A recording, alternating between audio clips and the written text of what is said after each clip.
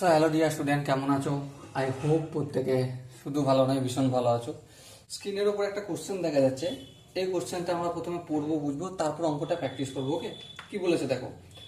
বলেছে একজন ব্যবসায়ী টাকায় 5টি করে লেবু ক্রয় করে এবং ক্রয় করে টাকায় 4টি করে বিক্রি করলে লাভ হবে। অপশন এ আছে 25%, অপশন বি আছে 30%, অপশন সি আছে 33% এবং অপশন ডি আছে কত 35%। দেখো, 1 টাকায় 5টি লেবু ক্রয় করছে, 1 টাকা, ঠিক আছে। তাহলে আমি 1 টাকাকে 100 পয়সা লিখতে পারি? হ্যাঁ লিখতে পারি, কোনো অসুবিধা নেই। তাহলে 5টি লেবুর ক্রয় মূল্য কত? 100 পয়সা। হ্যাঁ। একটি লেবুর ক্রয় মূল্য কত? 100/5 = 20 পয়সা। বিক্রি করার সময় 4টি লেবু বিক্রি করছে ক টাকায়? 100 পয়সায়। হ্যাঁ। একটি লেবু বিক্রি করছে ক টাকায়? 100/4 কত?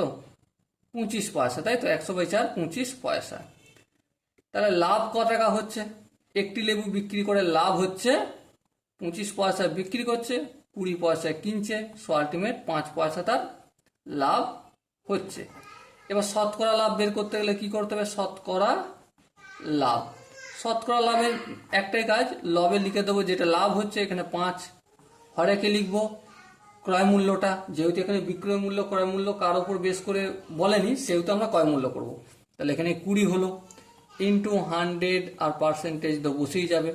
এই শূন্য হলো, 2 1 2, 5 2 10, 5 5 25। সো আলটিমেট লাভ কত হচ্ছে? 25%। প্রতিটা স্টেপ কি আমি বোঝাতে পারলাম? আই হোপ আমি ছাড়া প্রত্যেকে বুঝতে পেরেছো। কোনো জায়গায় যদি ডাউট থাকে বা কনফিউশন থাকে, তার জন্য কমেন্ট বক্সটা খোলা রাখলো। চলো দেখা হচ্ছে পরবর্তী সেশনে। ততক্ষণ পর্যন্ত ভালো থেকো, সুস্থ থেকো এবং জয় হিন্দ।